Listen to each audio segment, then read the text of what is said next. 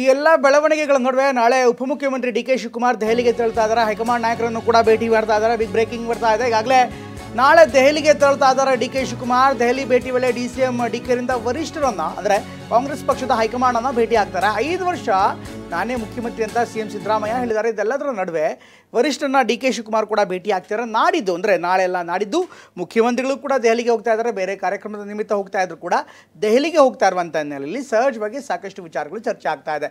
5 ವರ್ಷ ನಾನೇ ಮುಖ್ಯಮಂತ್ರಿ ಅಂತ ನನ್ನ ಕಡೆಗೆ ಸಿದ್ದರಾಮಯ್ಯ ಹೇಳ್ತಿದ್ದಾರೆ. ನನ್ನ ಕಡೆಗೆ ಡಿ.ಕೆ. ನಾಳೆ ಹೈಕಮಾಂಡ್ ನಾಯಕರನ್ನ ಭೇಟಿ ಆಗ್ತಾ ಇದ್ದಾರೆ. ಹೌದು, ನಾಳೆ ಅದೇ ಈ ಎತ್ತಿನಹೊಳೆ ವಿಚಾರದಲ್ಲೇ ಅವರು ನಮ್ಮ ಫಾರೆಸ್ಟ್ ಮಿನಿಸ್ಟ್ರು ಇದು ತುಮಕೂರು ಮತ್ತು ಹಾಸನ ಅದಕ್ಕೆ ಪರ್ಮಿಷನ್ಸ್ ಕೊಡಬೇಕಾಗಿತ್ತು. ಅದು ಕೊಟ್ಟಿಲ್ಲ. ಟೈಮ್ ಕೊಟ್ಟಿದ್ದಾರೆ ಅವರು ನಮಗೆ. ನಾನು ಅವ್ರ ಫೋನಲ್ಲಿ ಮಾತಾಡಿದ್ದೆ.